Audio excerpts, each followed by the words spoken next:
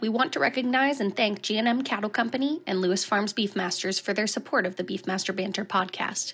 We're grateful for breeders who invest in strengthening the Beefmaster community and helping us share valuable conversations each month. If you'd like to spotlight your program and connect with our listeners, sponsorship opportunities are available. Check out the media page on our website and look up our media kit.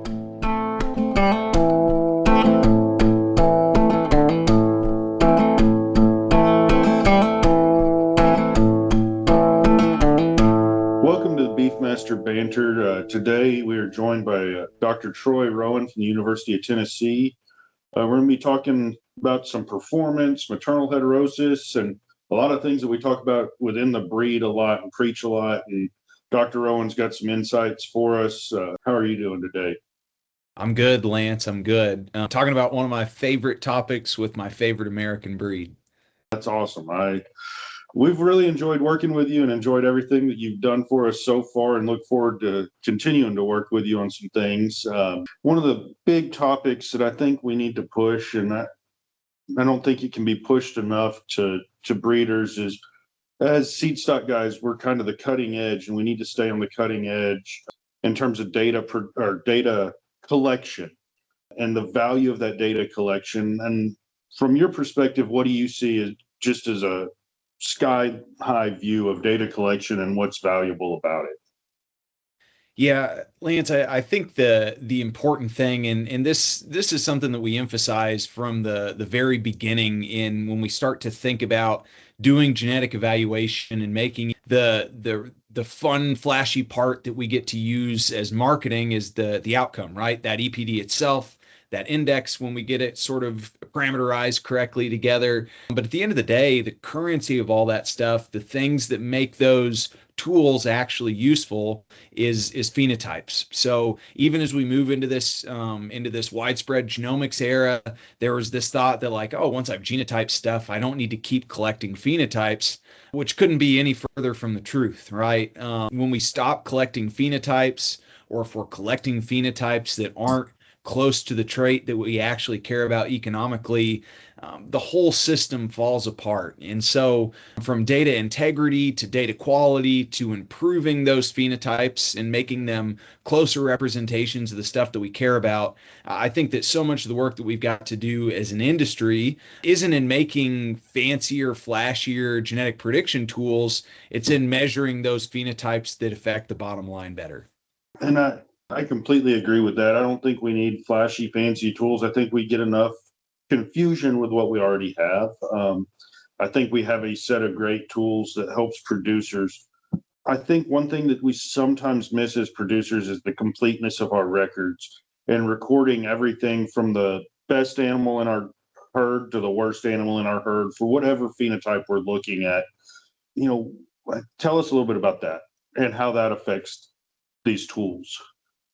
Yeah, and I think that the key piece here, right, is when we're thinking about making these tools, it's always on trying to represent the genetics of the whole population, right? Understanding where everybody is in context to everybody else. And if we're reporting a select set of data back, we're truncating that.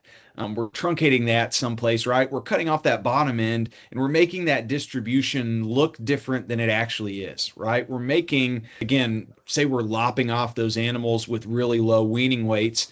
We're actually making that best animal not look as good compared to average, I guess, right? So a lot of times I think our manipulations of data that we think are helpful, they actually hurt those animals that are true outliers, the ones that we want to identify, the ones who will be affected the largest amount in their EPDs by being phenotypic outliers. They look a little bit less so because they're getting pulled back towards that average when we're not reporting the full distribution of data. So just from a basic set of growth traits, that's one way that completeness of data is really important.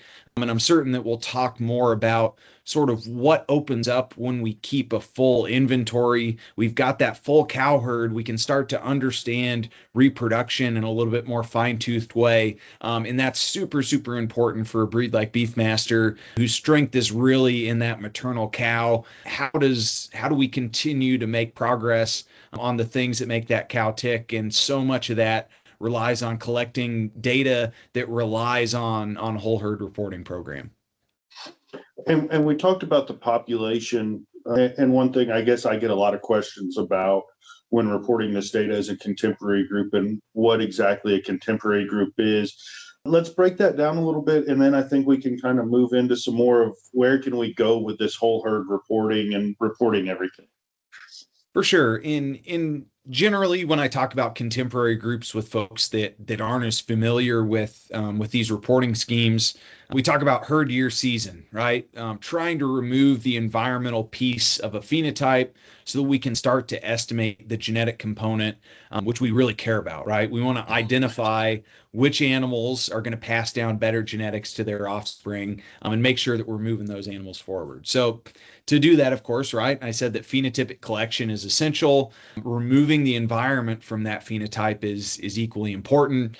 We do that with our contemporary groups. And again, what we're in a sense trying to do with those is account for all the management differences that are going to affect a group of animals uniformly, right? So I think that there sometimes is a debate on, are you a lumper or are you a splitter when it comes to contemporary groups? Some folks, they say, well, these cows were in a different pasture for a couple of weeks throughout here. They're a different management group, right?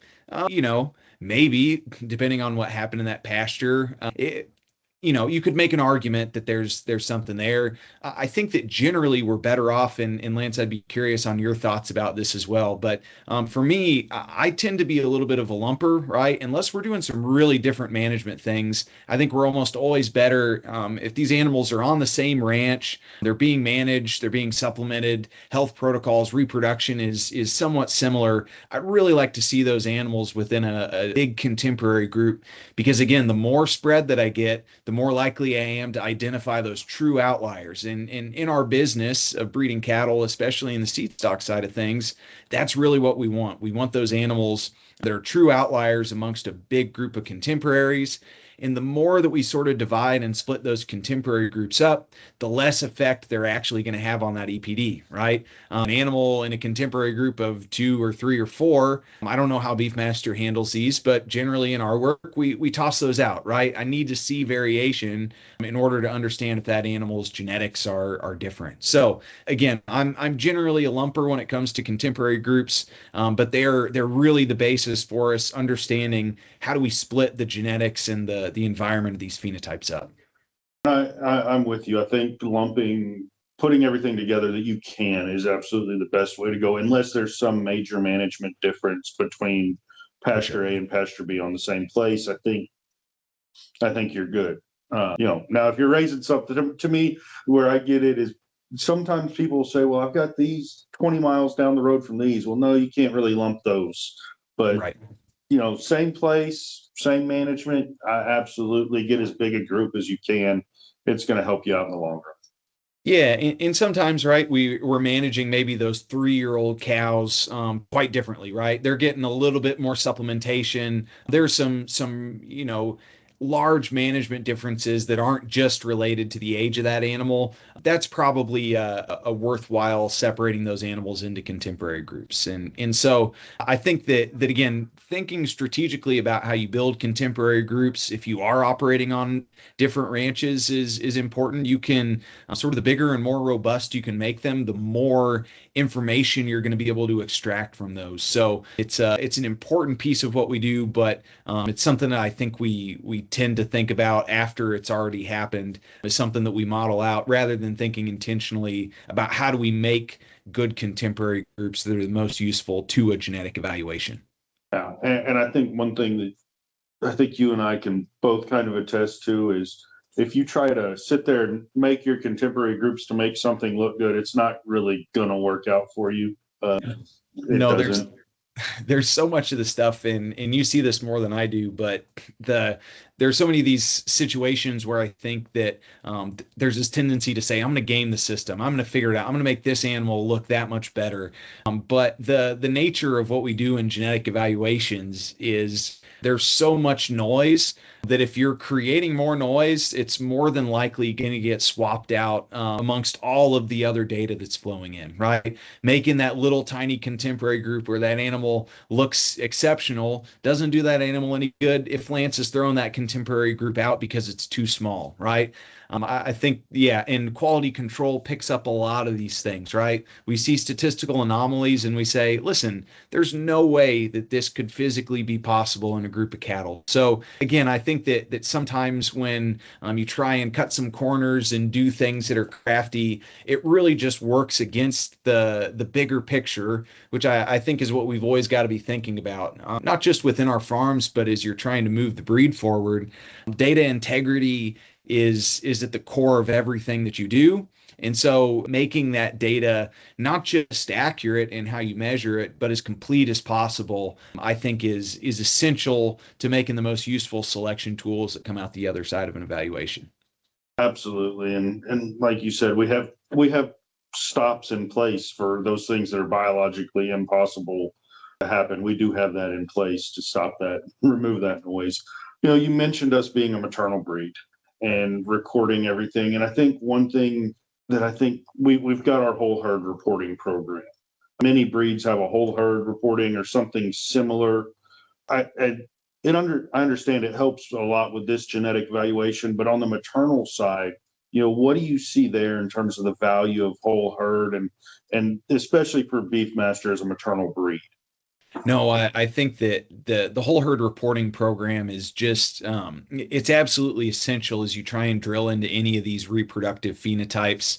Until we've got technology that allows us to directly observe them, I'm really excited about some of the like wearable technology and computer imaging stuff that's happening. But until then, right, really what we need to know is how many cows are there and what did they do year in and year out. And so our traditional registration system where we register the cattle that we want to be registered, and that's all that ever gets seen by a genetic evaluation, it doesn't necessarily work to evaluate some of these fertility traits, right? We don't know those actual outcomes. We have to make some pretty big assumptions. So say you've got a cow, she's had a calf. There are 4 calves that have been registered out of the last 6 years, right?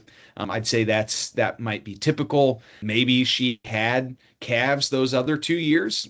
They just didn't perform as well, right? They were maybe a heat cycle late, and we didn't register them, right? They just didn't meet the cut, didn't see the need to register them, so they never show up in that BBU database.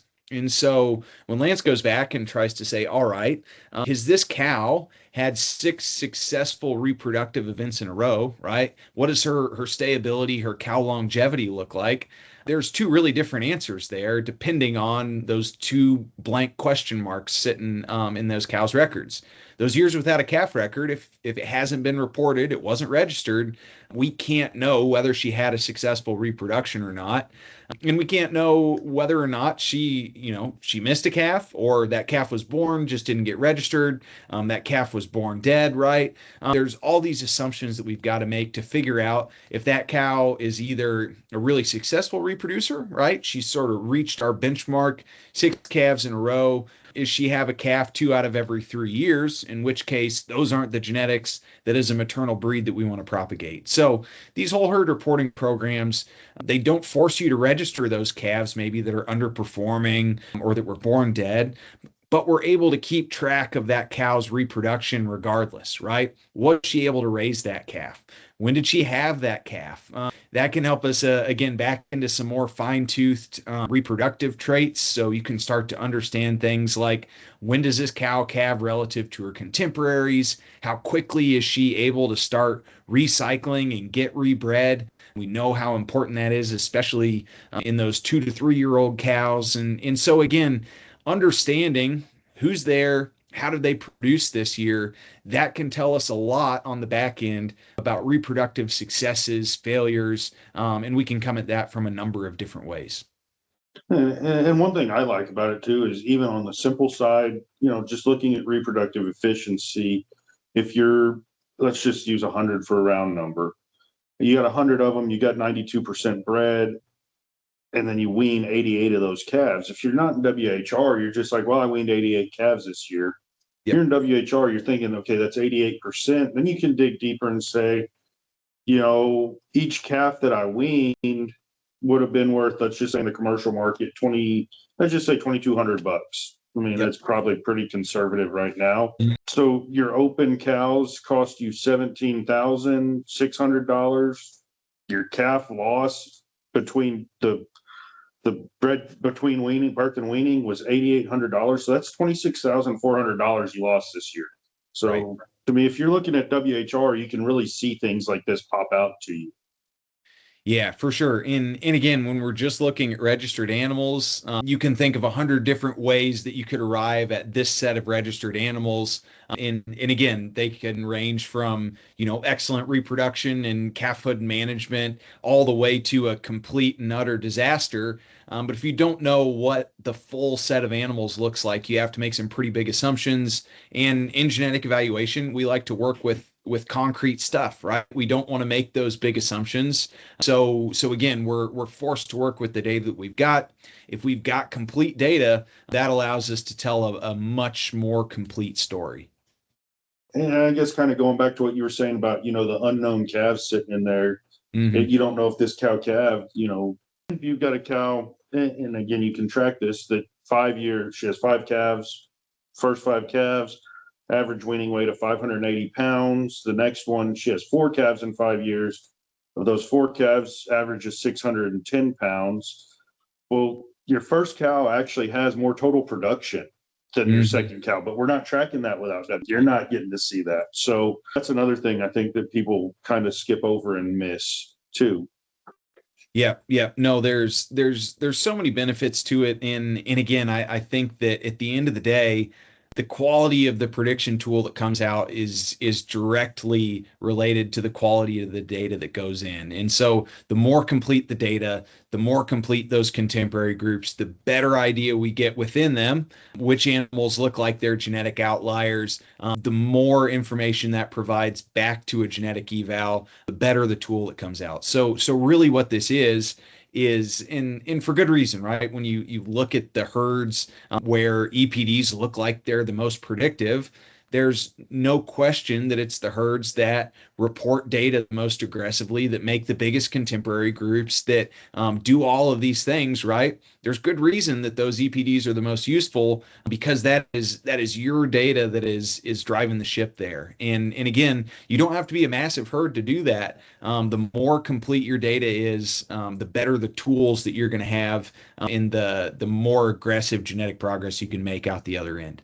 Talk a little bit about the accuracy of the EPD for an individual on a whole herd type scenario, as well as what more people coming into whole herd, what that would do for the accuracy and the validity of EP for BBU. Yeah, so I don't know the exact impacts, and Lance, I'm sure that you guys have got resources that you could point folks to on specific increases in accuracy that you'd expect to see, but really the place where you benefit the most are these tools that really rely on having whole herd reporting data. So your cow longevity, your heifer pregnancy, those sorts of traits are the ones that rely on whole herd reporting. If you're not in the whole herd reporting system, your data isn't showing up in those evaluations, right? It'd be just like getting a prediction on weaning weight without reporting weaning weight, right? And we know that animal's own record is really important, an important aspect in increasing EPD accuracy. But even on those growth, carcass traits, whatever that looks like, the more comprehensive we are in reporting, the more accurate we suspect those things will be, right? And those can be some pretty appreciable jumps in accuracy when we go from not reporting anything to a complete whole herd reporting. That can have some really big effects on the accuracy of individual animal EPDs, but really more generally the health of the genetic evaluation. That's great. I mean, you've looked at our whole herd data as a breed. We've sat here and preached that we're a maternal breed. Can you give us a little insight, kind of what we're finding, and a little bit touch on some maternal heterosis too? Yeah, so I guess a little bit of the background on that project for folks that aren't familiar. We've been really lucky to get to work with you all, sharing some data and ideas about how we can differently look at fertility traits amongst the Beefmaster population, and specifically how heterosis, being your composite breed, how heterosis affects fertility traits is something that our lab is really interested in. And so I've had a really exceptional PhD student, Cassidy Catrett, who's been working on this project for the last couple years. And what Cassidy has found is she's worked with a number of whole herd reporting data sets from multiple breeds, and they all come with their own challenges. And she's got a number of things that in a perfect world she'd have. But I think she's generally found that Beefmasters has been pretty good to work with. She wishes that it was an order of magnitude larger. I think the sole thing that has sort of held us back at this point is just numbers, right? Where you're still, I guess, early stages and widespread implementation of that. So the number of cows that we're able to see, year in and year out, and of course the number of records has rapidly increased these past few years. But again, as we start to think about some of these traits as repeated records, how's that cow consistently rebreeding across 5, 6, 7 calvings? There's a limited number of animals in that WHR data set that we can exploit for that. So that's just something that I think will continue to grow as this program moves on in the breed. But what we have found is, I think, really interesting. So these traits we know tend to be lowly heritable. Our fertility or fitness related traits is how we talk about them, which means a couple of things. One, EPDs are really, really important for lowly heritable traits. So I think that's something that always sort of it's a little bit hard to wrap our minds around sometimes. It's like, well, there's not much genetics to it, so why should I care about an EPD? My argument is that for a trait like cow rebreeding, one, that's a phenotype that I don't get to physically evaluate in a replacement female, right? I don't get to understand that, and I'm never going to see it in a bull. So for one, that gives me an idea about an animal's genetic potential for a phenotype that I'll either never see in the case of a bull, or that it might take me 4 or 5 years to actually observe in the cow. So EPDs there, those allow us to make that decision earlier on, right? We're always wanting to use these younger animals, turn generations faster. EPDs on these lowly heritable traits, because there's such a small amount of genetics on them, it allows us to really drill in and make the decision just based on the component that we can pass on from generation to generation. And then the other thing that we found is that even though they're lowly heritable, there's a large amount of what we would call non-additive effects. And so these are things like gene dominance and epistasis. They're all the things that don't get captured in an EPD, but they are genetic forces. And generally what we do is we lump those into heterosis or hybrid vigor. What we find is that for a lot of these traits, we see just as much of that variance in individual components of that heterosis that we do in the additive part that shows up in the EPD. So from a more scientific perspective, it checks out that these fertility traits, lowly heritable, but highly responsive to heterosis and crossbreeding, which is a great argument for you all to make as you're out trying to gain market share on the maternal side. And then we've also done some really interesting work trying to use genomics on these animals. And that's the other area that we would just love to see more of, is these robust whole herd data sets being paired with genomics across the board, and something that I know that you as a breed are excited about. But looking at sort of, I guess, genomic indicators of heterosis potential and trying to use that genotype to see just how much of an effect does heterozygosity across the genome impact an animal's phenotype for some of these reproductive traits. So it's been a really fun project, and we've come at it from a number of angles, and just getting it across the finish line now, but excited to continue to share that with you all, Lance and BBU, as it comes out. No, and we appreciate everything you've done. And I guess the maternal side really excites me too, just because it's an overlooked side of the cattle industry, I feel like, in terms of, the amount of money invested in the maternal side and potential return from the maternal side. So I think it's great that we're looking into it.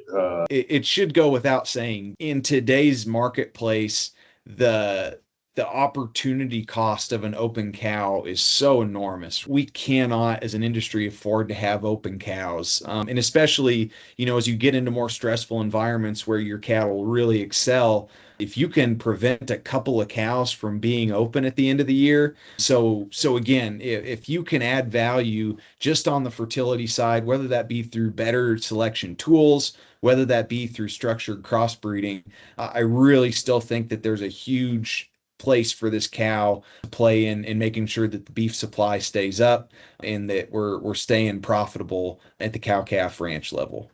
Troy, thank you for joining us today. Any final thoughts that you want to share with the listeners? No, just appreciate the collaboration and relationship that we've been able to have with BBU. I think so much of so many of your breeders, and wish you guys the very best in continuing to move things forward. I think the world is hungry for eared cattle that have the sort of maternal quality, that don't sacrifice on the terminal end either. And so you guys are in a really unique place. The only thing that'll hold you back ever is, I guess, being stagnant, not continuing to improve and innovate. And I think that you're in really good hands, pushing the envelope, doing the hard stuff right, whether that be through data or otherwise. But think you guys are really nicely positioned as the industry moves forward. Thank you, and thank you everybody for listening. And we look forward to everybody joining us again next month. And finally, thank you to the listeners who joined us today. We hope you enjoyed what you heard, and we're so excited to continue to bring you great content from the Beefmaster breed. Please know that we're on Apple Podcasts, Spotify, and YouTube. Just search Beefmaster Banter. Please like, share, comment, and subscribe. We can't wait to hear from you, and we'll see you on the next episode. Thanks.